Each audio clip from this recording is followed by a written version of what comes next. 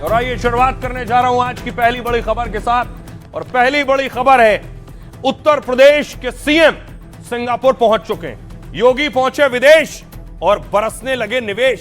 देखिए जरा, योगी आदित्यनाथ यूपी से सिंगापुर के दौरे पर हैं, रात को पहुंचे। ये योगी इस गाड़ी में मौजूद है और उनका ग्रैंड वेलकम हुआ, भव्य स्वागत हुआ।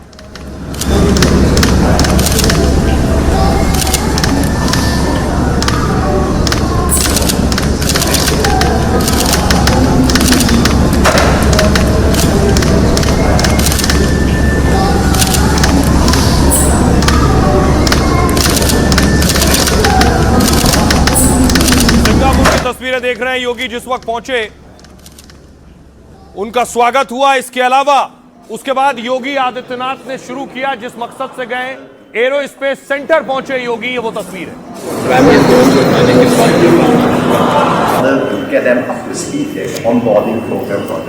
So they will go through this various station and you understand about the engine, what is the engine, how to do the maintenance, and also the engines that later part that is being stripped out and how should we do the necessary service and maintenance. Yeah,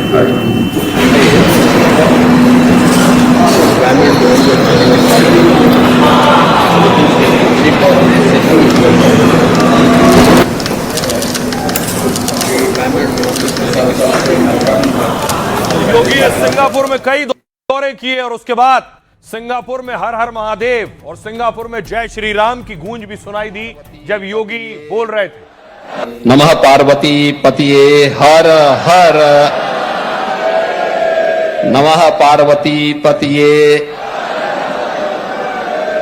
जय जय श्री राम, जय जय श्री राम, नमः पार्वती पतिये हर हर, नमः पार्वती। आप सुन रहे थे हर हर महादेव और जय श्री राम के नारे योगी ने लगाए। योगी उसके बाद बहुत सी कंपनीज के सीईओ से मिले। उत्तर प्रदेश के लिए बड़ा निवेश और रोजगार की तैयारी है। योगी लिमचाओ से मिले, टीओशी से मिले, डीबीएस बैंक के सीईओ टैन सू शैन से मिले योगी।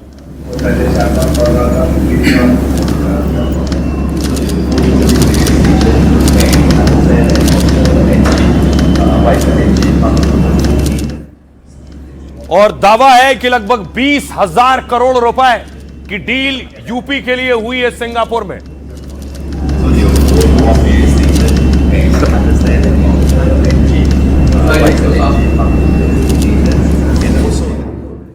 सिंगापुर में मौजूद योगी ने वहां यह भी बता दिया कि अब ब्रह्मोस मिसाइल लखनऊ में ही बन रही है। और ऑपरेशन सिंदूर के अंदर जो ब्रह्मोस मिसाइल दागी गई थी ना, वो लखनऊ की ही है।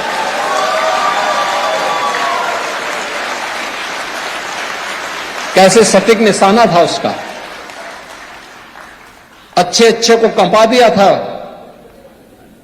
और वह भी लखनऊ के अंदर, अब वह मिसाइल लखनऊ में बन रही है। भारत के अंदर डिफेंस मैन्युफैक्चरिंग कॉरिडोर भी यूपी के अंदर स्थापित हुआ है।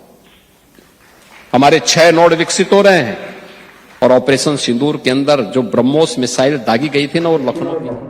तो योगी सिंगापुर में जापान जाने वाले हैं, लेकिन जापान में देखिए योगी का इंतजार हो रहा है।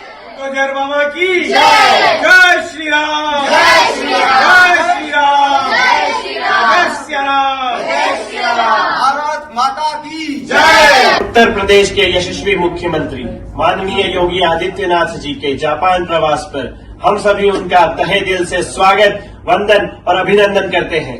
जिनके लिए राष्ट्र ही सर्वोपरि है, सुशासन के प्रणेता, जिंदा दिल, शेर दिल महंत योगी आदित्यनाथ जी का जापान की धरती पर बहुत बहुत स्वागत। ऑपरेशन सिंदूर के अंदर जो ब्रह्मोस मिसाइल दागी गई थी ना, वो लखनऊ की ही है। विदेश दौरे पर गए योगी और पहले ही दिन ऐसा कमाल किया कि सिंगापुर में गूंजने लगा हर हर महादेव। नमः पार्वती पतिये हर हर,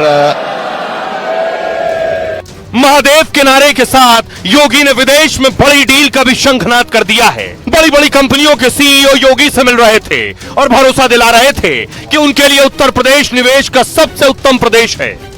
हमारा भी सौभाग्य है कि हम लोग उत्तर प्रदेश में काम कर रहे हैं, हम लोग वहां पर इन्वेस्टमेंट कर रहे हैं। हमारी करीब वो 6,000 करोड़ रुपए की इन्वेस्टमेंट की आशा है। हम बहुत खुश हैं इससे, हम जरूर वहां पे आगे और इन्वेस्ट करेंगे। पहले ही दिन योगी ने 20,000 करोड़ से ज्यादा की डील कर ली है और यूपी में 21,000 नौकरियों की गारंटी दे दी है। योगी सिंगापुर के साथ जापान भी जाएंगे और इतने निवेश लाएंगे कि यूपी हिंदुस्तान के कल कारखानों का इंजन बन जाएगा। अब देखिए जरा योगी की प्लानिंग क्या है और क्या किया है सिंगापुर जाकर। ये योगी की तस्वीर आप देख रहे हैं। सिंगापुर में पहले ही दिन सीएम योगी ने बहुत बड़ी डील की है। योगी ने यूपी के लिए करीब 20,000 करोड़ का निवेश हासिल किया है। अकेले यूनिवर्सल सक्सेस ग्रुप से 6,000 करोड़ रुपए की डील की है। योगी की इस डील से यूपी में सोचिए 21,000 युवाओं को नौकरी मिलेगी। और सिंगापुर के ग्रुप के साथ योगी ने 3 बड़े समझौते किए हैं। पहला, जेवर एयरपोर्ट के पास 100 एकड़ में इंटरनेशनल टाउनशिप बनेगी। दूसरा, नोएडा ग्रेटर नोएडा में 10 एकड़ में डेटा सेंटर पार्क बनाया जाएगा। तीसरा, कानपुर लखनऊ हाईवे पर 50 एकड़ में लॉजिस्टिक पार्क बनेगा। योगी का टारगेट है यूपी को मैन्युफैक्चरिंग हब यानी बड़ा निर्माण केंद्र बनाना। इसके लिए 2 दिन में सिंगापुर में 25 कंपनियों के प्रमुखों से मुलाकात होनी है। पहले ही दिन 10 से ज्यादा कंपनियों से मिले हैं और बड़ा निवेश हासिल किया है। सीएम योगी जीआईसी के सीईओ लिम चाउ कियाट और उनकी टीम से भी मिले। जीआईसी विदेशी फंड मुहैया कराने वाली सिंगापुर की अहम कंपनी है। गंगा एक्सप्रेसवे समेत यूपी के कई प्रोजेक्ट्स में इसकी हिस्सेदारी भी है। योगी ने टेमासेक के चेयरमैन टीओ ची हेन के साथ भी मुलाकात की है। टेमासेक 1974 में बनी सिंगापुर की बड़ी और ग्लोबल निवेश कंपनी है। यूपी में डेटा सेंटर और औद्योगिक निवेश पर टेमासेक से डील हुई है। टेमासेक से जुड़ा मणिपाल हॉस्पिटल गाजियाबाद में 500 करोड़ का निवेश कर रहा है और योगी डीबीएस ग्रुप की सीईओ तान सू शान और उनकी टीम से भी मिले हैं। सौर ऊर्जा और सेमीकंडक्टर निर्माण में साझेदारी पर बड़ी सहमति बनी है। किसानों को सस्ता और आसान लोन दिलाने के लिए भी डीबीएस बैंक से बात हुई है। तो किसान और युवाओं का कल्याण भी उनकी प्राथमिकता में शामिल है। सुनिए जरा योगी आदित्यनाथ क्या कह रहे हैं और दूसरे नेता क्या कह रहे हैं। कि हमने पिछले 9 वर्ष के अंदर उत्तर प्रदेश की अर्थव्यवस्था को 3 गुना करने में सफलता प्राप्त कर दी है। यानी कृतज्ञता का भाव अपनी मातृभूमि और अपनी भूमि के प्रति जब होता है तो सफलता प्राप्त करने में देर नहीं लगती। हम लोगों ने उत्तर प्रदेश के अंदर जो पर कैपिटा इनकम है इसको लगभग 3 गुना पहुंचाने में सफलता प्राप्त की है। इतना इन्वेस्टमेंट यूपी के अंदर वर्तमान में हम फिल्म सिटी भी बना रहे हैं, मेडिकल डिवाइस पार्क बना रहे हैं, फार्मा पार्क बना रहे हैं, अपैरल पार्क बना रहे हैं। कितना अभी तक इन्वेस्टमेंट आया है जो नए इन्वेस्टमेंट की तलाश कर रहे हैं? 40 लाख करोड़ का इन्वेस्टमेंट तो बता दीजिए ना, उसमें कौन कौन सा आया है? सिराथू में कौन सा प्रोजेक्ट लग गया है बता दे, जरा सा बताएं। क्या नाम, उन्नाव में कौन सा प्रोजेक्ट लगा है? मुख्यमंत्री जी और भारतीय जनता पार्टी वालों ने नरेंद्र मोदी जी की जुमलेबाजी, छल और कपट सीख लिया है। इनको हजम नहीं हो रहा है जो मेट्रो का काम हो रहा है, आपके एक्सप्रेसवे के काम हो रहे हैं, आप रेल रैपिड चल रही है, नए नए तकनीकी के आधार पे जो व्यवस्थाएं चल रही हैं, इसको ये पचा नहीं रहे हैं। सपा हो चाहे कांग्रेस हो, ये दोनों लोग घबराए हुए हैं कि मोदी जी के विकास को लेकर के, कि मोदी जी जब सारा काम कर रहे हैं तो जनता तो मोदी जी योगी जी को देख रही है, योगी जी को काम को देख रही है। तो इस नाते अखिलेश जी बहुत परेशान। और आइए अब आपको बताऊं, सियासतदान अपने अपने दावे कर रहे हैं। कोई योगी की काम की तारीफ कर रहा है, कोई योगी को फेल और फ्लॉप बता रहा है, लेकिन आंकड़े खुद गवाही देख रहे हैं। आंकड़े झूठ नहीं बोलते हैं, इन पर कोई सवाल नहीं उठा सकता। यह आपके सामने अखिलेश और योगी दोनों का डेटा है। 2016-17 में यूपी की जीडीपी 13 लाख करोड़ थी, 26-27 में 30 लाख करोड़ हो गई। इसके अलावा देखिए 2016-17 में प्रति व्यक्ति आय यूपी में 54,000 रुपए थी, जो यूपी में प्रति व्यक्ति आय 26-27 में 1,10,000 रुपए हो गई। कुल बजट यूपी का 16-17 में 3,46,000 करोड़ था, वो 26-27 में 9,14,000 करोड़ हो गया यूपी का बजट। सब कुछ डबल और ट्रिपल हो गया। 16-17 में शिक्षा का बजट यूपी में 28,000 करोड़ था, जो 26-27 में 1,13,000 करोड़ रुपए हो गया। कृषि बजट 12,000 करोड़ रुपए था, जो 26-27 में 1,00,000 करोड़ रुपए हो गया। इसके अलावा टूरिज्म में बजट 1,000 करोड़ रुपए था, जो 26-27 में 3,500 करोड़ हो गया है। महिला कल्याण बजट यूपी का 2,000 करोड़ था, 26-27 में 15,000 करोड़ हो गया है ये महिला कल्याण बजट। ये आंकड़े खुद बता रहे हैं जो डबल और ट्रिपल पहुंच चुके हैं। सुनिए योगी आदित्यनाथ क्या कह रहे हैं और अखिलेश क्या कह रहे हैं। उत्तर प्रदेश आज से 9 वर्ष पहले क्या था? अव्यवस्था की स्थिति थी, दंगे, असुरक्षा, अव्यवस्था, अराजकता, ये वहां की पहचान बन गई थी। और पिछले 9 वर्ष के अंदर प्रधानमंत्री मोदी जी के विजनरी लीडरशिप में आज आपने देखा होगा उत्तर प्रदेश जो भारत की आत्मा का प्रदेश है, आज वह उत्तर प्रदेश उस विजन को जमीनी धरातल पर उतार रहा है। जो लोग भारत पर आरोप लगाते हैं कि भारत में भेदभाव होता है, लोग आपस में बटे हुए हैं, उन्हें भारत में प्रयागराज की धरती में समरसता के दर्शन करने चाहिए। जब महाकुंभ में 66 करोड़ श्रद्धालु एक साथ एक संगम में आस्था की डुबकी लगाते हैं। AQI, आपके नाले खराब है, ट्रैफिक की समस्या है, डस्ट है, ये इश्यूज हैं, ये इश्यूज रिजॉल्व होने चाहिए थे। लेकिन हमारे इश्यूज तो कुछ और चल रहे हैं। कुछ लोग भारत छोड़ करके सिंगापुर और जापान की यात्रा पे निकल गए। अब देखिए जरा, अब सवाल यह है कि आखिर एक तरफ योगी विदेश में है, लेकिन योगी के पीछे क्या योगी के तख्ता पलट की कोशिश हो रही है? अखिलेश यादव यूपी के पूर्व सीएम ऑफर दे रहे हैं। क्या ऑफर दे रहे हैं, अगली तस्वीर देखिए। अखिलेश यादव ने बयान देते हुए बोल दिया कि बड़ा ऑफर है। हम लोग ऑफर देते हैं, वो ऑफर रिवाइव करते हैं, ऑफर दोबारा 100 विधायक लाइए और मुख्यमंत्री बन जाइए। हम लोग ऑफर देते हैं, वो ऑफर रिवाइव करते हैं, ऑफर दोबारा 100 विधायक लाइए और मुख्यमंत्री बन जाइए। अखिलेश यादव कह रहे हैं 100 विधायक लाइए और सीएम बन जाइए, जब सीएम देश में नहीं है, यूपी में नहीं है। इधर सीएम योगी सिंगापुर और जापान के दौरे पर हैं और अखिलेश यादव योगी को कुर्सी से हटाने का प्लान ले आए। अखिलेश यादव ने सीएम वाले एक ऑफर का खुला ऐलान कर दिया है। कहा 100 विधायक लाओ और सपा के समर्थन से मुख्यमंत्री बन जाओ, यानी बीजेपी से 100 विधायक तोड़कर लाओ और खुद सीएम बन जाओ। अखिलेश ने केशव मौर्य और ब्रजेश पाठक का नाम नहीं लिया है, लेकिन बिना नाम लिए ही इशारों में कहा मन तो दोनों का ही है, जो लाएगा वो पाएगा, जो नहीं लाएगा वो क्या पाएगा। अखिलेश यादव ने कहा कि ये ऑफर 1 हफ्ते के लिए ही है, इसके बाद ये हमारा सीएम बनाने वाला ऑफर खत्म हो जाएगा। तो क्या योगी के आने से पहले अखिलेश सत्ता पलटना चाहते हैं? ऑफर के बहाने बीजेपी के कुछ असंतुष्ट विधायकों को उकसा रहे हैं, या फिर डिप्टी सीएम में सीएम बनने की महत्वाकांक्षा जगा रहे हैं? कोशिश है कि केशव या ब्रजेश योगी के खिलाफ मोर्चाबंदी करें। यह तीसरी बार है जब अखिलेश यादव ने बीजेपी विधायकों को ऐसा ऑफर दिया है।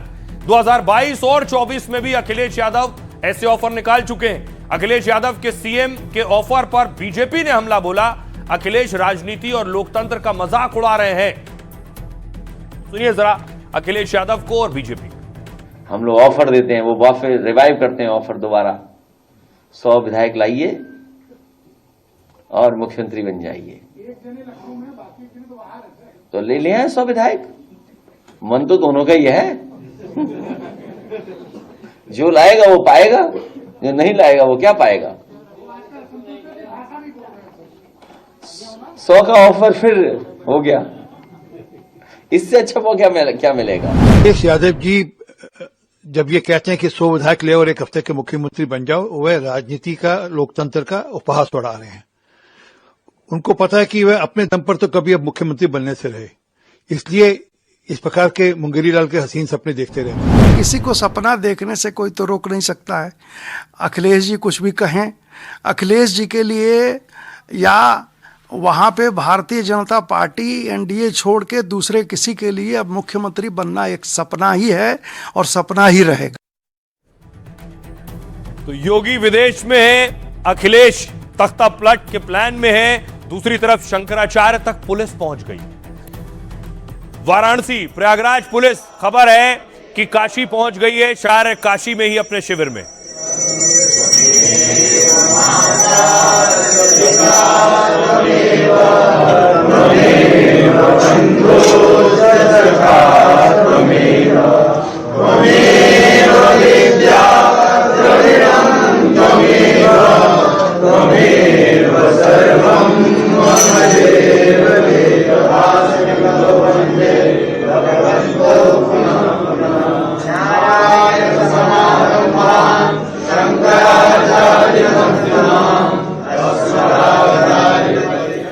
और अब देखिए शंकराचार्य तक पुलिस पहुंची है, उनके जो भक्त समर्थक पहुंच रहे हैं। एक महिला पहुंची जो रो पड़ी, अपने आंसू रोक नहीं पाई। क्यों रो रही हैं आप, बताइए? आपका जो गड़बड़ निकल गया इसलिए?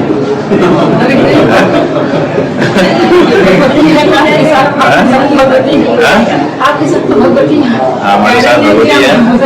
अब ये है कि इनको जी हुजूर शंकराचार्य चाहिए सरकारों को, और जो ये चाहें वही बोले, जो ये कहें वही करें। हम लोग जी हुजूर नहीं बन पा रहे हैं, यही बात है। और जी हुजूर बनना उचित भी नहीं है, क्योंकि जो अपनी परंपरा है उसके अनुसार ही इस पर ये है, रोने की कोई बात ही नहीं। तो ये तब जब आपका गुरु गड़बड़ हो, गड़बड़ लोग तो आकर के अपना दिखा रहे हैं कि हम कितने गड़बड़ हैं। ठीक है, हाँ बिल्कुल एकदम बताइए। और अब देखिए जरा आखिर पुलिस क्या एक्शन लेने के लिए पहुंची है। यूपी पुलिस ने शंकराचार्य पर शिकंजा कस लिया है। प्रयागराज की एक पुलिस टीम वाराणसी पहुंच गई। यह टीम बनारस में शंकराचार्य से पूछताछ कर सकती है, यौन शोषण के आरोप में उन्हें गिरफ्तार भी कर सकती है। प्रयागराज पुलिस की एक टीम हरदोई भी पहुंची है। हरदोई में पीड़ित के परिवारों का बयान लिया गया है शंकराचार्य पर, जिनके शोषण का आरोप है। और उधर शंकराचार्य ने भी कानूनी लड़ाई का ऐलान कर दिया है। वाराणसी के आश्रम में वकीलों के साथ बड़ी बैठक की शंकराचार्य ने। खबर है कि एक तरफ पुलिस आश्रम की घेराबंदी में जुटी है, दूसरी ओर भक्त और वकीलों ने आश्रम में डेरा डाल लिया है। लेकिन शंकराचार्य ने साफ कह दिया है कि मैं कहीं भागूंगा नहीं। पुलिस हमको गिरफ्तार करना चाहती है तो कर ले, हम कार्रवाई का विरोध नहीं, उसका सहयोग करेंगे। वो जो करेंगे जनता सब देख रही है, जनता फैसला देने वाली है। ऊपर ईश्वर भी देख रहा है कि कौन सही है और कौन गलत है। जो कहानी गढ़ी गई है वो आज नहीं तो कल झूठी साबित होगी। हमारे गुरुकुल में वो लड़के कभी आए ही नहीं हैं, कभी पढ़े ही नहीं हैं, तो फिर आश्रम में उनके साथ कोई कुछ कैसे कर सकता है? ये कहकर सिर्फ भ्रम फैलाया जा रहा है कि हमारे खिलाफ सीडी है। सीडी किस चीज की है, उसे सार्वजनिक क्यों नहीं करते? ये शंकराचार्य ने कहा। सुनिए जरा अभी मुक्तेश्वरन क्या कह रहे हैं और वकील क्या कह रहे हैं। केस कर दिया है तो वो सीडी सार्वजनिक कर दो। हम तो यही कह रहे हैं, सीडी ही सार्वजनिक कर दो। जब मीडिया में ही ट्रायल चलना है तो सीडी सार्वजनिक कर दो, मीडिया ट्रायल हो जाए। साक्ष्य संकलन हो नहीं सकता क्योंकि मेला उजड़ चुका। मेडिकल टेस्ट हो नहीं सकता क्योंकि इतना लंबा हो गया, उन्होंने जानबूझ के कराया नहीं। इसीलिए तो जुवेनाइल बोर्ड में बच्चों को नहीं दिया ना, क्योंकि वो जाता तो तुरंत वो कहते मेडिकल टेस्ट करो। इनको कराना नहीं था क्योंकि इनकी तो कहानी झूठी थी। और अब हम भाग नहीं रहे हैं कहीं और भाग सकते भी नहीं हैं। वो आएंगे, आकर के कहेंगे कि हम आपको गिरफ्तार करना चाहते हैं, तो हम उनसे कहेंगे कि ज़रूरत क्या है। उसके बाद वो हमारी बात का जवाब देंगे।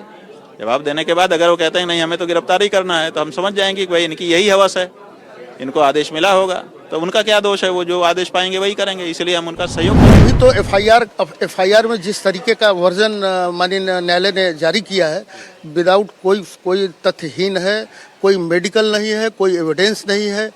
अब विवेचना के आधार पर विवेचनाधिकारी पर डिपेंड करता है कि वो गिरफ्तार करते हैं। न कोई इलेक्ट्रॉनिक एविडेंस है, न कोई मेडिकल है। जैसा कि धाराएं जो हैं वो बहुत निम्न कोटि की धाराएं हैं। वो माननीय महाराज जी के मर्यादा के विपरीत प्रतिकूल। क्योंकि सामान्य इंसान को गिरफ्तार करना नहीं है, एक पीठ के पीठाधीश्वर शंकराचार्य है, तो पुलिस अगर आती है गिरफ्तार करने के लिए तो हमारा पूरा सहयोग रहेगा। हम उनको अपनी गिरफ्तारी महाराज जी के माध्यम से देंगे, महाराज जी चलेंगे उनके साथ, और संभव हो सकेगा तो उनकी पूरी लीगल टीम इलाहाबाद तक जाएगी। और देखिए इस पर सियासत भी खूब हो रही है। अखिलेश यादव के नेता, सपा के नेता शंकराचार्य से मिलने के लिए पहुंचे। इस बीच कई और नेता पहले जा चुके हैं। वीरेंद्र सिंह शंकराचार्य से मिले।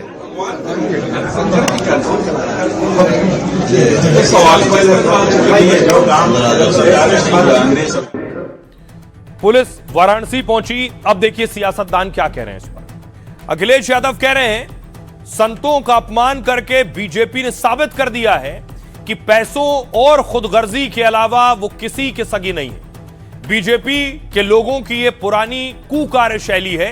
कुछ लोग भारत छोड़कर सिंगापुर और जापान की यात्रा पर हैं और हमारे धर्म के सबसे पूजनीय शंकराचार्य पर झूठा मुकदमा लगा है। पप्पू यादव कह रहे हैं शंकराचार्य पर यौन शोषण का मामला दर्ज कराकर बीजेपी ने अपनी कब्र खोद ली है। बीजेपी को आसाराम और राम रहीम तो प्रिय है, लेकिन सवाल करने वाले असली सनातनी संत अप्रिय हैं। स्वामी जितेंद्रानंद सरस्वती हिंदू धर्मगुरु कह रहे हैं ये न सोचें कि राज्य सरकार के विवाद की वजह से केस हुआ है। पीड़ित के बयान पर शंकराचार्य पर केस दर्ज हुआ है। अब इस केस में दूध का दूध और पानी का पानी होगा। अजय राय यूपी कांग्रेस अध्यक्ष कह रहे हैं शंकराचार्य जी हमारे लिए भगवान के स्वरूप है। सरकार उन्हें गलत मुकदमे में फंसा रही है। ये पूरे देश और सनातन धर्म का अपमान है। जगत गुरु परमहंस आचार्य कह रहे हैं इस पूरे विवाद से हम बहुत दुखी हैं।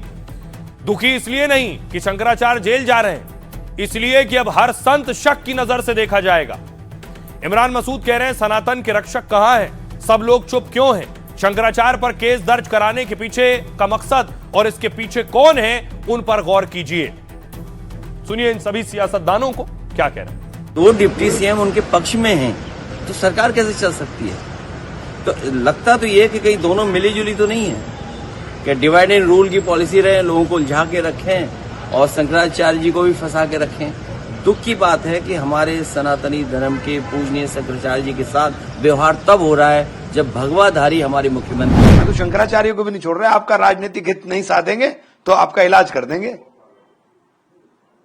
या तो आपके मुंह में। अब शंकराचार्य से बड़ा पद क्या हो सकता है सनातन के अंदर? और ये सनातन के नाम पर ढोंग करने वाले लोग उनके खिलाफ पूरा एक्शन करा रहे हैं। या संत संत टकरा रहे हैं, ब्राह्मण ब्राह्मण टकरा रहा है, कथावाचक टकरा रहा है, एक दूसरे की आलोचना, एक दूसरे के पैर खींच रहे हैं। मैं तो चाहता हूं कि स्वामी मुक्तेश्वरानंद और आशुतोष ब्रह्मचारी आपस में मिलकर के संवाद करके इस मैटर को खत्म करें। मैं बहुत दुखी हूं, और मैं दुखी इसलिए नहीं हूं कि अब मुक्तेश्वरानंद जेल जा रहे हैं। मैं दुखी इसलिए हूं कि आज हर संत संदेह की नजर से देखा जाएगा। इस सनातन के नाम पर भारतीय जनता पार्टी यहाँ तक पहुंची है, उसी सनातन के जरिए अब वो जो है कि धूल धूसित भी होगी। सनातन को मिटाने की बात की जा रही है और सनातनी ही आपस में इस प्रकार का आक्षेप प्रत्यारोप करेंगे तो यह दुर्भाग्यपूर्ण है। मैं सरकार से मांग करूंगा उच्च स्तरीय जांच होनी चाहिए, रिटायर्ड जजों का जो है नियुक्ति होनी। कलंक लगाने वाले ने जो किया है तो षड्यंत्र भी हो सकता है, उसके ऊपर भी वो कुपात्र भी है। सुना गया है कि जो केस करने वाला है वो अच्छा आदमी नहीं है, उसके ऊपर भी कुछ केस हुआ है। तो वो सब तरह से सब कुछ समझ करके विचार करके और तब निर्णय लेना चाहिए। अगली खबर भी यूपी से है। यूपी में लखनऊ यूनिवर्सिटी में एक बवाल हुआ। तस्वीर में आपको दिखाऊं, कैंपस में नमाज पर बवाल हुआ। लखनऊ यूनिवर्सिटी में नमाज हुई।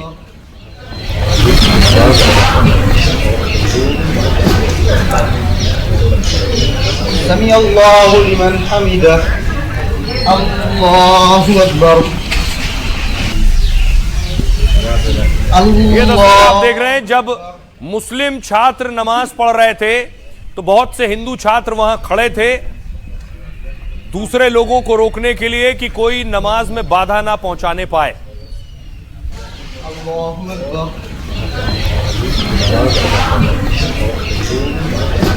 और उसके बाद देखिए बवाल जब शुरू हुआ, कैसे बवाल शुरू हुआ और नारेबाजी शुरू हुई।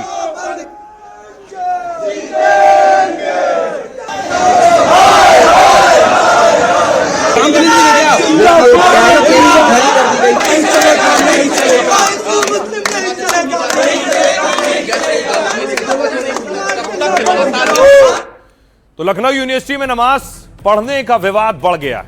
कल जिस जगह नमाज पढ़ी गई और इफ्तार किया गया, उसी जगह हिंदू छात्रों ने आज जय श्री राम के नारे लगाए और मांग की कि हमें सुंदरकांड पढ़ने की इजाजत दी जाए। पूरा विवाद यूनिवर्सिटी में लाल बारादरी बिल्डिंग को लेकर है। कुछ लोग बिल्डिंग के अंदर मस्जिद होने का दावा कर रहे हैं। बिल्डिंग काफी जर्जर है तो प्रशासन इसकी मरम्मत करा रहा है।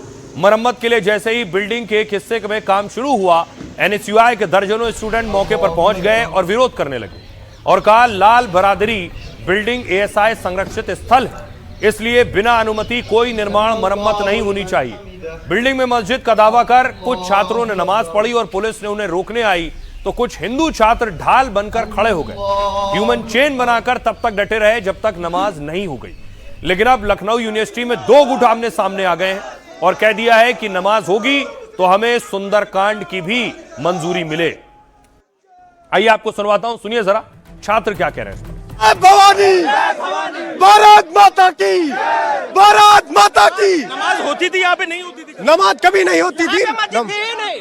यहाँ पे अवैध मजारे बने, यहाँ पे माहौल बिगाड़ने का काम कर रहे हैं यहाँ के छात्र सभा एनएसयूआई वाले लोग। क्या कहना चाह रहे हैं? पॉलिटिकल विंग के भी लोग हैं जी, यहाँ विंग के लोग हैं। यहाँ अपनी राजनीति, गंदी राजनीति चमकाने आए। मैं छात्र हूँ, स्नातक तृतीय वर्ष का मैं छात्र हूँ और यहाँ पे इस भवन अगर गिर जाएगा तो कौन यहाँ पे जितने लोग अपनी राजनीति चमका रहे, क्या वो लोग आके अपना घर बार बेच के यहाँ पे उन लोग का मुआवजा दिलवाएंगे? यहाँ पढ़ने का स्थान है, यहाँ पे पढ़ाई हो। यहाँ पे फालतू का मजनूरी ढंग से वो दिखा रहे हैं कि कौन, कल के वीडियो में दिखाया जा रहा है कहाँ पे हिंदुओं के, मुसलमानों के ऊपर हो रहा है, हिंदू छात्र कौन हमला कर रहा है? रमजान के इस पाक पवित्र माह में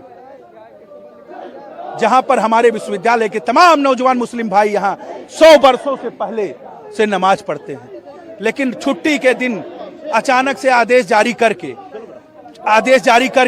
देखिए वहां पे ताला ही नहीं मारा गया, उस लोहे के गेट को बिल्डिंग पूरा ऊपर से नीचे कर दिया गया है। यह घोर आतंक है लखनऊ विश्वविद्यालय प्रशासन का। और आप देखिए यहाँ छात्र हैं, कोई अपराधी नहीं है। जा करके मैं अपनी पूजा पद्धति को कमरे में करूंगा जा करके, और जब मैं विश्वविद्यालय में नहीं कर रहा हूँ तो किसी और को यहाँ पे नमाज भी नहीं पढ़ने दूंगा। आपको याद होगा इसी तरह का बवाल उत्तराखंड में भी हुआ। तस्वीरें आई थी दीपक की, जब दीपक सामने आए दुकान का नाम बदलने को लेकर। दीपक से आज राहुल गांधी मिले, जिन्होंने अपना नाम मोहम्मद दीपक बताया था। उस वक्त भी राहुल गांधी ने ट्वीट करके उनकी तारीफ की थी। आज राहुल गांधी से वो मिलने के लिए पहुंचे। सुनिए जरा दीपक क्या कह रहे हैं। हमारा जिम मेंबर कम हो रखे हैं, पहले 150 प्लस थे तो अब 20-25 ही हो रखे हैं, तो घर का खर्चा कैसे चल रहा है? तो मैंने बताया मम्मी स्टॉल लगाती है चाय का, तो उसी से खर्चा चल रहा है, तो आगे कैसे करोगे? तो जिम मेंबरशिप का, अगर हम जिम मेंबरशिप लेना चाहेंगे आपके जिम में, तो मैंने बोला है कि आप जिम मेंबरशिप लीजिए। मैंने कहा कोर्ट द्वारा आइए और कोर्ट द्वारा के आप जिम मेंबरशिप लीजिए, अदरवाइज आप मेरे को वैसे सपोर्ट करेंगे तो मैं वैसे नहीं लूँगा। तो मैंने उनको जिम मेंबरशिप के लिए बोला है कि कोर्ट द्वारा आप आके सपोर्ट करिए, तो मेंबरशिप लिए। तो राहुल गांधी ने आपकी कुछ आर्थिक मदद करनी चाहिए, लेकिन आपने उसे मना कर दिया और आपने कहा कि अगर आप मेरी जिम की मेंबरशिप लेना चाहते हैं तो कोर्ट द्वारा आइए। वो मेरे को और नहीं बोला है, ऐसा नहीं है। राहुल गांधी जी ने मेरे को आज बोला है कि हम आपको आर्थिक मदद करेंगे, आपकी हेल्प करेंगे, तो मैंने उसके लिए मना कराया उनको। मैंने नहीं सर, मैंने कहा आप मेंबरशिप लीजिए और मेंबरशिप लीजिए, और मैंने कहा कोर्ट द्वारा आइए, आप मेरे जिम में मेंबरशिप लेकर वर्कआउट करिए। मैंने कहा तो आपका वेलकम है। मैंने कहा दीपक जिम चलाते हैं, उस घटना के बाद इनके जिम में लोग आना कम हो गए, वो अपनी परेशानी बयां कर रहे थे। खबरों में आगे बढ़ते हैं। आज बड़ी खबर है, गुजरात में 1400 घरों पर बुलडोजर। गुजरात लिए चलता हूं, राजकोट की तस्वीर आप देख रहे हैं। ये पूरा इलाका था और इस इलाके में इमारतों को अवैध बताया गया कि अवैध तरीके से कब्जा करके बनी थी, और उसके बाद इन इमारतों पर देखिए बुलडोजर चलना शुरू हुआ।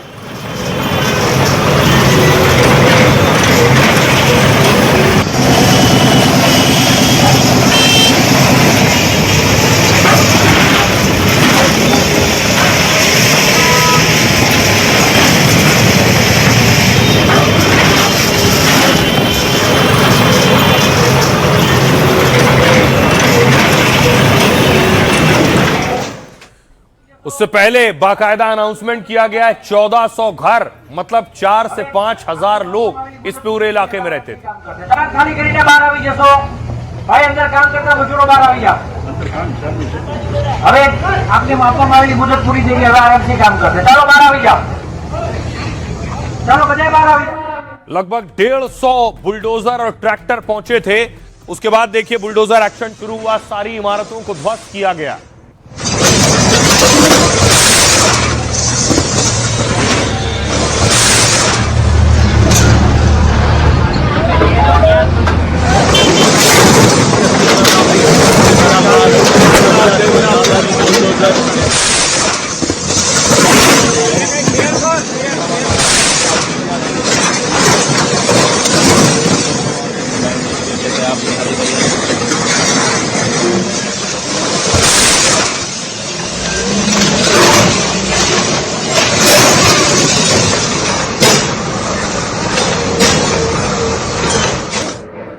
और ये आपको बताऊं, जो लोग यहां रहते हैं, यहां अच्छी खासी आबादी रहती थी, उनका कहना है 40-50 साल से वो यहां रह रहे हैं। वो देखिए उनकी प्रतिक्रिया क्या है।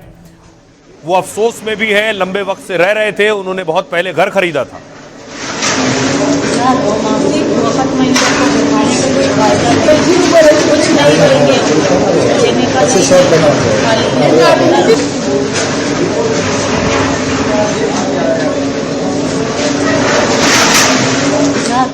और कुछ और घर जिन्होंने अतिक्रमण करके आगे बढ़ाकर बनाया था, उन्होंने खुद ही हथौड़ा चलाना शुरू कर दिया।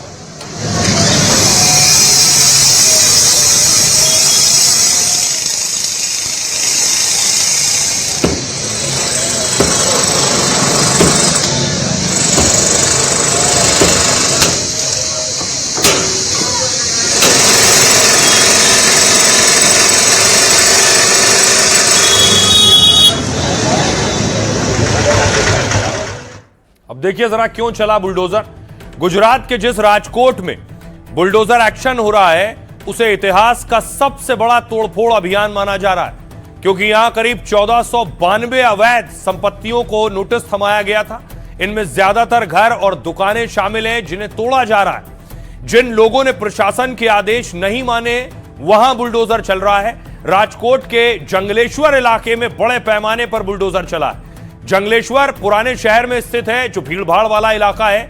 यहीं पर आसमानी तस्वीरें में चारों तरफ तोड़फोड़ के निशान नजर आ रहे हैं। सुबह करीब 7 बजे से ही तोड़फोड़ की कार्रवाई शुरू हो गई थी। इस मेगा ऑपरेशन में 260 से ज्यादा मशीनें लगाई गई, जिनमें 70 से ज्यादा बुलडोजर, 90 ट्रैक्टर, 14 डंपर शामिल हैं। बुलडोजर ऑपरेशन के लिए जंगलेश्वर को 7 जोन में बांटा गया था। हर जोन में क्लास 1 अधिकारी की अगुवाई में टीम तैनात थी। इनमें तकनीकी स्टाफ, सुपरवाइजर और फील्ड कर्मचारी शामिल हैं। कोई बवाल ना हो, उसके लिए 1500 से ज्यादा पुलिस फोर्स तैनात की गई थी। रैपिड एक्शन फोर्स और क्राइम ब्रांच और पड़ोसी जिलों की पुलिस तैनात हुई थी। ड्रोन, 25 ड्रोन कैमरों से चप्पे चप्पे पर नजर रखी जा रही थी और रियल टाइम निगरानी के लिए नगर निगम ने स्पेशल कंट्रोल रूम भी बनाया है। गृह मंत्री हर्ष सांघवी के आदेश पर यह अतिक्रमण विरोधी कार्रवाई हो रही है। हालांकि कई लोगों का कहना यह है कि 40 से 50 साल से वो यहां रह रहे हैं। सुनिए जरा पीड़ित महिला क्या कह रही है और पुलिस प्रशासन क्या कह रहा है। मुझे कुछ नहीं कहना, मैं बहुत परेशान हूँ। ये सरकार गरीबों की सरकार नहीं है। अगर घर तोड़ना ही होता है तो घर बनाने की इजाजत क्यों दी जाती है। मुझे कुछ नहीं कहना, मेरा सब कुछ बर्बाद हो गया है। आउट ऑफ 1507 इलीगल रेजिडेंसेस अभी तक 84 डेमोलिशन हो चुका है और बाकी जैसे मैंने अभी सीपी से बात की तो कल तक ऑलमोस्ट डेमोलिशन का काम पूरा हो जाएगा। पर ये बंदोबस्त और भी 1-2 दिन चलेगा ताकि जो डब्रिस है उसके जब तक निकालेंगे नहीं तब तक पुलिस बंदोबस्त चलता रहेगा। ये जो ड्राइव है ये पहली बार नहीं है। लास्ट ईयर जब चंदाड़ा तालाब में इलीगल डेमोलिशन ड्राइव शुरू किया था, तब से गुजरात सरकार का पुलिस डिपार्टमेंट का लगातार ये काम चल रहा है। तो गुजरात के बुलडोजर के बाद अब आपको लिए चलता हूं पाकिस्तान और अफगानिस्तान में बड़ी जंग होने वाली। अफगानिस्तान ने पूरी तैयारी कर ली है और उसका तो कहना है कि पाक का नामो निशान मिटा देंगे। मुनीर के खिलाफ गुस्सा है। दूसरी तरफ कैसे बाकायदा धमका रहे हैं अफगानी लड़ाके। पाकिस्तान के फौजी मुखिया असीम मुनीर, सुन लो, हम पाकिस्तान में घुसकर बदला लेंगे। तुम्हें बेगुनाहों की हत्या का हिसाब चुकाना होगा। तुमने पाकिस्तानी सैनिकों को मरने के लिए भेज दिया है। अगर हिम्मत है तो खुद सामना करो।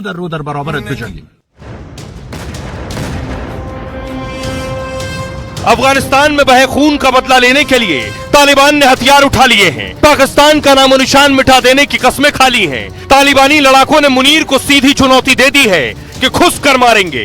पाकिस्तान ने हमला किया, अब बदला लेने के लिए अफगान फोर्स ने कूच कर दिया है। हाथों में बंदूकें, ग्रेनेड और मौत का सामान लेकर तालिबानी लड़ाके निकल चुके हैं। मुनीर के खिलाफ उनके माथे पर खून सवार है।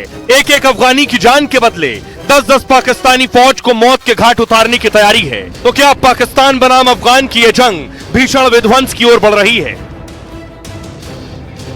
देखिए अफगानिस्तान की तैयारी क्या है। अफगान पाकिस्तान बॉर्डर पर ऐसे वक्त में तनाव बढ़ रहा है जब अफगान में जवाबी कार्रवाई की तैयारी हो रही। दावा है अफगानिस्तान तालिबान बड़ी कार्रवाई करने वाला है, इसलिए तो खबरें हैं कि तालिबानी लड़ाके कूच कर रहे हैं। पाकिस्तान सीमा की ओर सैनिकों की आवाजाही बढ़ा दी गई है। सूत्रों का कहना है किसी भी वक्त तालिबान बदला लेगा। तालिबान सरकार के गृह मंत्री सिराजुद्दीन हक्कानी ने कहा है, अगर हमारे बड़े नेताओं ने गंभीर कार्रवाई का फैसला किया है तो फिर पाकिस्तान का कोई नामो निशान नहीं बचेगा। सोशल मीडिया पर तो तालिबान की चेतावनी का असर भी दिखने लगा है। कई वीडियो आ रहे हैं जिनको तालिबानी मूवमेंट बताया जा रहा है। कहा जा रहा है कि पाक बॉर्डर की ओर लड़ाके तैनात हो रहे हैं। यह अफगानी तालिबान के पाक पर पलटवार का संकेत दे रहा है, क्योंकि पाकिस्तान ने अफगान में घुसकर एयर स्ट्राइक की थी, जिसमें पाक मीडिया के मुताबिक मरने वालों की संख्या बढ़ गई है। पाक अखबार डॉन ने कहा है हमले में 80 लड़ाकों की मौत हुई है। हालांकि अफगानिस्तान का कहना है कि हवाई हमले में आम लोग मारे गए हैं। तालिबान ऐलान कर चुका है कि सही समय पर उचित जवाब दिया जाएगा। आइए अब आपको बताऊं कि आखिर पिछले कुछ वक्त में जो अटैक हुआ है वो हमने आपको बताया कल पाकिस्तान ने कैसे अटैक किया था। अब पाकिस्तान पर अफगानिस्तान क्या कर सकता है, ये आप देख रहे हैं। पाकिस्तान और अफगानिस्तान का नक्शा, ये डूरंड लाइन है जिस पर बवाल होता है, और ये वो इलाके हैं, बॉर्डरी इलाके, सरहदी इलाके, जहां से अफगानिस्तान अटैक कर सकता है पाकिस्तान में। निमरोज से, कंधार से, पख्तिका, खोस्त, नंगरहार और कुनार से, बदख्शान से, गिलगिट और खैबर पख्तूनख्वा, बलूचिस्तान में पाकिस्तानी हमले हो सकते हैं। सुनिए जरा अफगानिस्तान के गृह मंत्री को सिराजुद्दीन हक्कानी क्या कह रहे हैं। अगर हमारे वरिष्ठ नेतृत्व ने गंभीर कार्रवाई का फैसला किया तो फिर पाकिस्तान का कोई निशान नहीं बचेगा। तो खुद गृह मंत्री कह रहे हैं कि पाकिस्तान का नामो निशान नहीं बचेगा। लेकिन अब सवाल यह है कि भारत का टेक क्या होगा इस स्थिति में। पाकिस्तान के हमले पर भारत ने सख्त रुख अपनाया है। अफगान पर हमले की भारत ने कड़ी आलोचना की है। विदेश मंत्रालय ने इसे गैर जिम्मेदाराना हरकत बताया है। भारत के विदेश मंत्रालय के प्रवक्ता रणधीर जायसवाल ने कहा है, रमजान के पवित्र महीने में अफगानिस्तान के इलाके पर पाकिस्तान की एयर स्ट्राइक की भारत कड़ी निंदा करता है। पाकिस्तान के हवाई हमलों में 17 आम लोगों की जान चली गई है। यह पाक की अंदरूनी नाकामियों को बाहर दिखाने की कोशिश है। भारत ने पाक के हमले के खिलाफ अफगान का सपोर्ट किया। कहा, अफगान की संप्रभुता, अखंडता, आजादी को हमारा समर्थन है। इससे पहले अफगान सरकार के प्रवक्ता जबीउल्लाह ने कहा था, नंगरहार और पख्तिका प्रांतों में हमारे आम लोगों पर बमबारी की गई, जिसमें महिलाओं और बच्चों समेत दर्जनों लोग मारे गए और घायल हुए।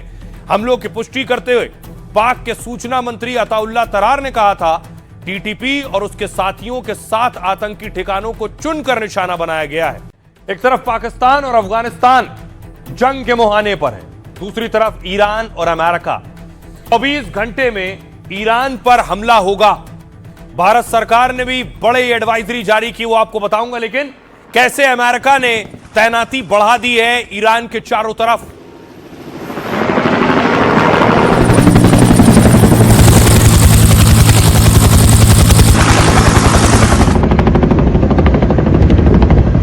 दूसरी तरफ अमेरिका ने सीरिया में, जहां अमेरिका का सैन्य बेस है, उस जगह पर भी अपनी तैनाती बढ़ा रहा है।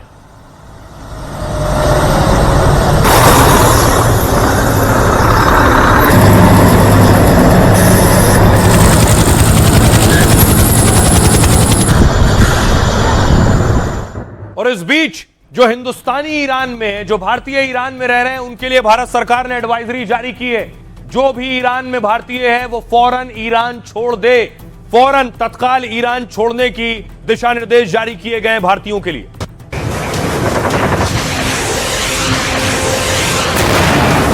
ईरान और अमेरिका में जंग का सायरन बजना शुरू हो गया है।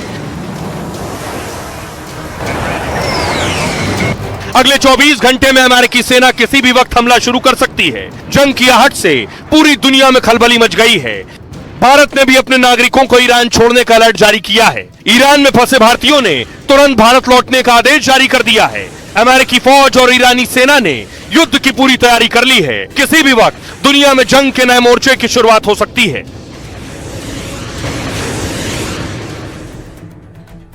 अब देखिए जरा भारत सरकार ने भारतीयों के लिए क्या एडवाइजरी जारी की है। भारतीय आखिर कहां मौजूद हैं, वो भारतीय आखिर उन्हें क्या एक्शन लेना है। आपको बताऊं, ईरान में रह रहे भारतीयों को भारत की तरफ से अलर्ट जारी किया गया। भारतीय दूतावास ने कहा है सभी नागरिक तुरंत ईरान से निकल जाएं। तीर्थ यात्री हो, छात्र हो या फिर भारतीय पर्यटक, सभी ईरान छोड़ दें। कमर्शियल फ्लाइट्स या किसी भी सुरक्षित परिवहन से तुरंत बाहर निकलें। भारतीयों को पासपोर्ट, वीजा और पहचान पत्र साथ रखने को कहा गया है ताकि जरूरत पड़ने पर तुरंत निकासी या यात्रा की प्रक्रिया पूरी हो सके। किसी भी वक्त किसी भी तरह की दिक्कत आने पर दूतावास से संपर्क करने की सलाह दी गई है। इससे पहले 14 जनवरी को भी भारतीय दूतावास ने एडवाइजरी जारी की थी। इसमें कहा गया कि भारतीय प्रदर्शन भीड़भाड़ वाले स्थानों से दूर रहें। विदेश मंत्रालय की रिपोर्ट के मुताबिक ईरान में करीब 10,000 भारतीय हैं। इनमें बड़ी संख्या उन छात्रों की है जो ईरान में पढ़ाई करने के लिए गए। दरअसल भारत से काफी संख्या में छात्र मेडिकल की पढ़ाई करने के लिए ईरान जाते हैं। ऐसा इसलिए क्योंकि वहां भारत के मुकाबले मेडिकल की पढ़ाई सस्ती होती है। भारत में जहां एक छात्र एमबीबीएस के लिए 50 लाख से 1 करोड़ तक खर्च करता है, वहीं ईरान में एमबीबीएस की पढ़ाई में सिर्फ 15 से 20 लाख रुपए खर्च होते हैं। रहने और खाने में भी लगभग 10 से 12 हजार रुपए महीना खर्च आता है। एक रिपोर्ट के मुताबिक ईरान में करीब 1500 भारतीय छात्र पढ़ाई करते हैं। फिलहाल ईरान में रहने वाले सभी भारतीयों को वापस लौटने को कहा गया है। अब आपको बताऊं, दूसरी तरफ जो स्थिति है वो ये बता रही है कि कभी भी कुछ भी हो सकता है। अमेरिका ने बेशक अपनी सैन्य ताकत, सैन्य संसाधन ईरान के चारों तरफ बढ़ाए हैं, वो बेवजह नहीं है, लेकिन ईरान भी अपनी तैयारी कर रहा है। बाकायदा ईरान ने वीडियो जारी किया है सैन्य तैनाती का।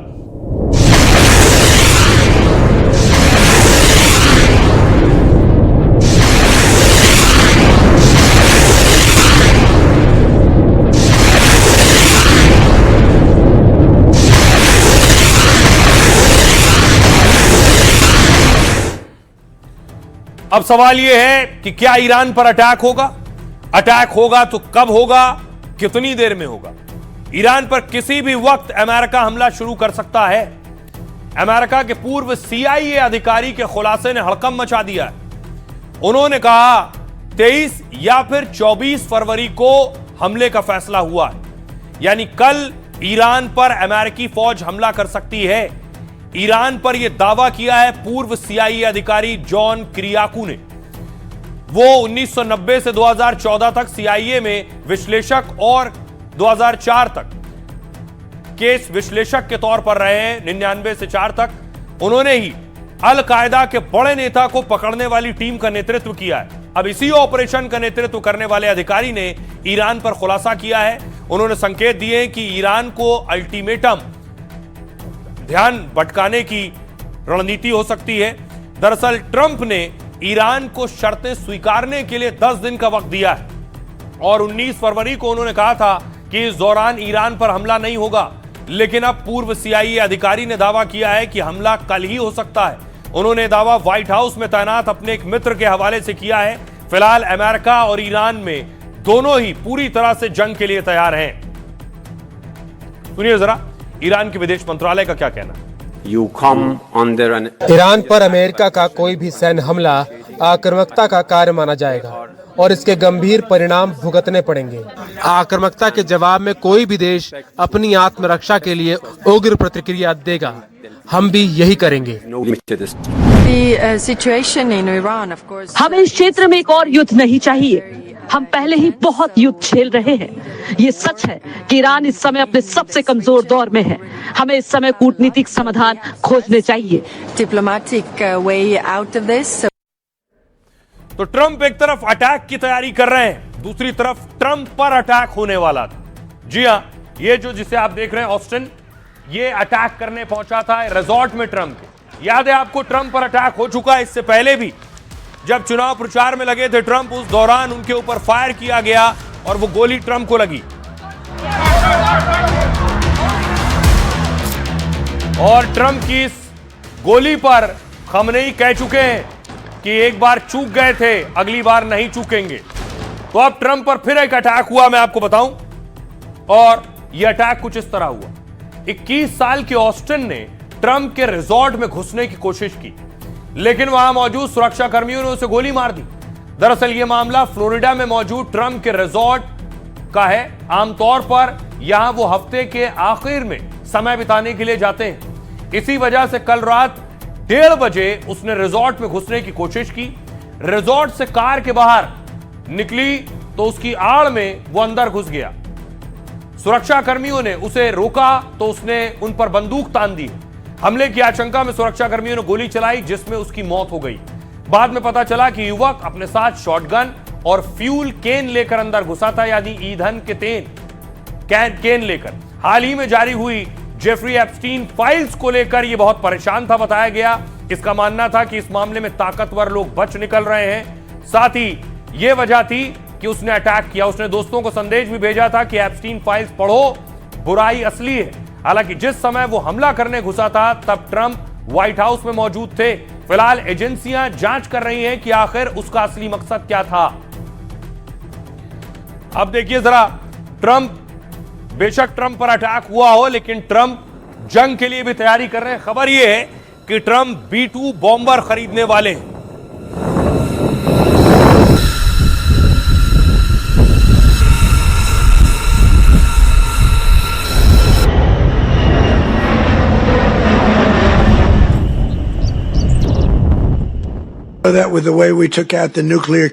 मैंने देखा कि हमने ईरान की परमाणु क्षमता को कैसे नष्ट किया। शानदार B-2 बॉम्बर ने सब कुछ खत्म कर दिया। पायलटों के बारे में सोचिए, वे अंदर जाते हैं, वहाँ उन पर गोलीबारी हो रही है। मैं ये सब कुछ सिचुएशन रूम से देख रहा था। ऐसी परिस्थितियाँ दिख रही थीं जिन पर आप विश्वास नहीं करेंगे। पायलटों ने कहा कि वो ईरान के हवाई क्षेत्र में घुस चुके हैं और फिर आपको फायरिंग की आवाज आ रही है।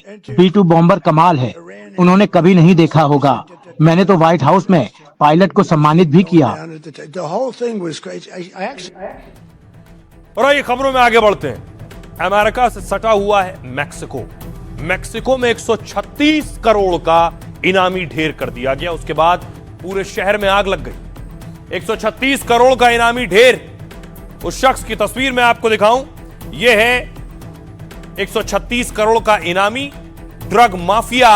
इसे ढेर किया गया। इसे ढेर करने के बाद इसके गुर्गों ने क्या किया है ये देखिए। जगह जगह आग लगा दी, गाड़ियां फूंक दी है।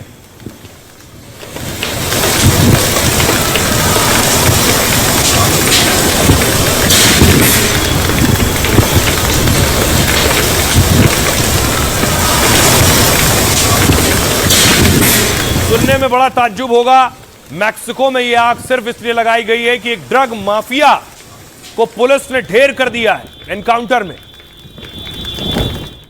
दूसरी तरफ देखिए जरा, उसके बाद ड्रग माफिया के जो समर्थक हैं वो गोलियां चला रहे हैं।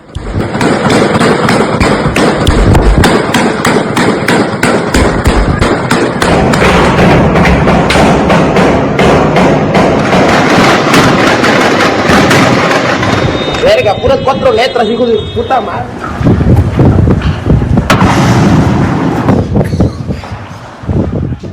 और इतना ही नहीं, उसके बाद पुलिस ने एक्शन शुरू किया।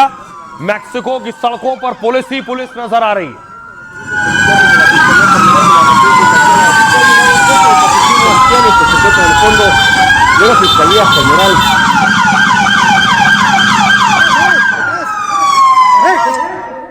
अब हो क्या रहा है कि ड्रग माफिया के मारे जाने के बाद उसके समर्थक हर गली, हर चौराहा, हर दुकान, हर शख्स पर अटैक कर रहे हैं। ये देखिए, पेट्रोल पंप की तस्वीर सामने आई। पेट्रोल पंप पहुंचे हैं, वहां पेट्रोल पंप कर्मी से छीना है और उसके बाद वहीं पेट्रोल डाला और वहीं आग लगा दी।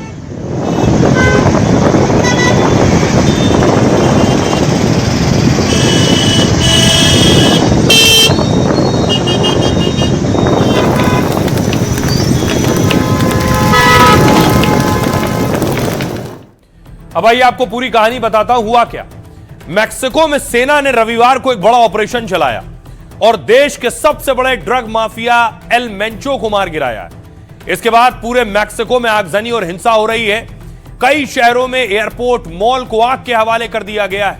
मेंचो के समर्थकों ने बदला लेने के लिए हथियार उठा लिए, हाईवे को जाम कर दिया है, गाड़ियों में तोड़फोड़ की है। एल मेंचो तलपला शहर में सेना के ऑपरेशन में घायल हो गया था। उसे एयरलिफ्ट करके मैक्सिको सिटी लाया जा रहा था, लेकिन ड्रग माफिया एल मेंचो ने बीच रास्ते में ही दम तोड़ दिया। इस ऑपरेशन में मेंचो के अलावा कम से कम 9 और माफिया मारे गए और ड्रग माफिया पर मैक्सिको की सेना ने कार्रवाई ट्रंप के दबाव में की है। अब देखिए एल मेंचो है कौन। El Mencho Jalisco new generation cartel का लीडर था। ड्रग्स बनाने और बेचने के लिए कुख्यात रहा है ये। स्थानीय कारोबारियों से वसूली भी इसका धंधा था। इस कार्टेल की मौजूदगी अमेरिका के 50 राज्यों में है। अमेरिका ने एल मेंचो पर 136 करोड़ का इनाम रखा हुआ था। एल मेंचो ने बचपन में स्कूल छोड़ दिया और खेती शुरू कर दी। 1980 में अवैध रूप से अमेरिका पहुंचा, ड्रग गैंग से जुड़ गया। ये ड्रग तस्करी मामलों में कई बार गिरफ्तार हुआ, डिपोर्ट किया गया। मैक्सिको लौटने के बाद मिलेनियो कार्टेल के साथ जुड़ गया। ये 2009-2011 के बीच एल मेंचो ने अपना गैंग बना लिया। धीरे धीरे मेंचो का गैंग सबसे ताकतवर कार्टेल बन गया जो फेंटेनिल, कोकीन, हेरोइन की तस्करी करता था। अब सोचिए जरा, ट्रंप क्यों परेशान थे? ट्रंप इसलिए परेशान थे, आपको याद होगा, वेनेजुएला से ड्रग वाले बोट्स पर अटैक किया क्योंकि ड्रग से अमेरिका में बहुत जान जा रही है। इनको से ड्रग सप्लाई हो रहा था अमेरिका में। 2021 में 1,06,699 जाने गई हैं ड्रग्स से अमेरिका में।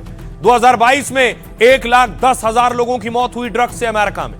2023 में 1,10,037 मौतें हुई हैं। 2024 में कम हुई 80,391 मौतें। 2025 में 76,516 मौतें हुई हैं। अब सोचिए जरा, अमेरिका क्यों परेशान था, ट्रंप क्यों परेशान था और आखिर ऐसा क्या कर रहा था शख्स एल मेंचो। मैक्सिको में एल मेंचो पर कार्रवाई ट्रंप के दबाव में हुई है। ट्रंप ने सैनिक कार्रवाई की चेतावनी तक दी थी कि इसको खत्म करो नहीं हम सेना भेज देंगे।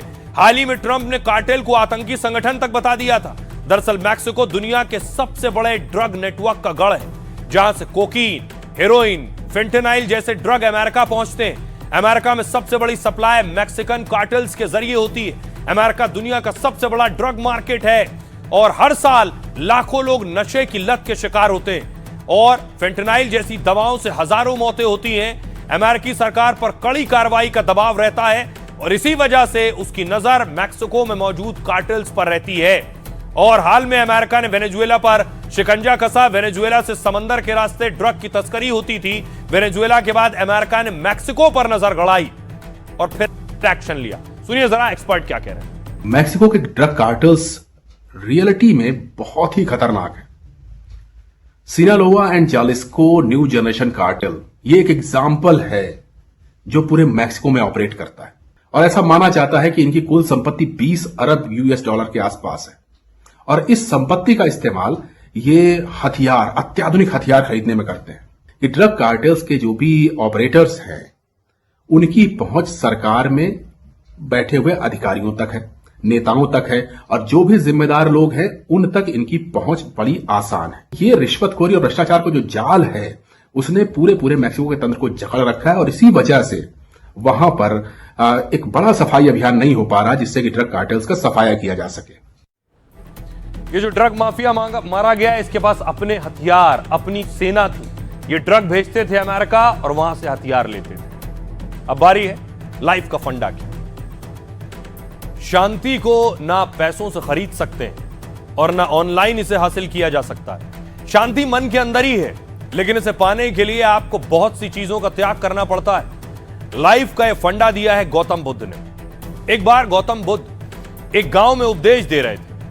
उपदेश सुनकर एक शख्स अचानक बुद्ध को भला बुरा कहने लगा। उसने कहा, बुद्ध आप पाखंडी हो, बड़ी बड़ी बातें करके आप लोगों को बस भ्रमित कर रहे हो। वो लगातार बुद्ध का अपमान कर रहा था। वहां बैठे लोग हैरान थे कि बुद्ध आखिर शांत क्यों है, ना उसे रोक रहे हैं ना जवाब दे रहे हैं, सिर्फ सुन रहे थे। बुद्ध को शांत देखकर वो शख्स और गुस्से में आ गया और वहां से चला गया। क्रोधी शख्स जब अपने घर पहुंचा तो उसका मन शांत हुआ, उसे अपनी गलती का एहसास हो गया। अगले दिन वो सुबह जल्दी उठा और गौतम बुद्ध से क्षमा मांगने पहुंचा। जैसे ही बुद्ध दिखाई दिए वो उनके चरणों में गिर गया और माफी मांगने लगा। बुद्ध ने उससे पूछा, तुम कौन हो और माफी क्यों मांग रहे हो? उसने कहा, क्या आप कल की बातें भूल गए? मैंने कल आपका अपमान किया था। बुद्ध ने कहा, बीता हुआ कल मैं वहीं छोड़ आया हूं और तुम अभी भी वहीं रुके हो। तुम्हें गलती पर पछतावा है, तुमने पश्चाताप कर लिया, अब भूल जाओ। बस इतना याद रखना कि गुस्सा इंसान का सबसे बड़ा दुश्मन है। इस तरह महात्मा बुद्ध ने लाइफ का बड़ा फंडा दिया, दुख देने वाली बातों को भूलकर आगे बढ़ना चाहिए, तभी जिंदगी में शांति आती है। बुरी बातें याद रखेंगे तो हमेशा दुखी और परेशान ही रहेंगे।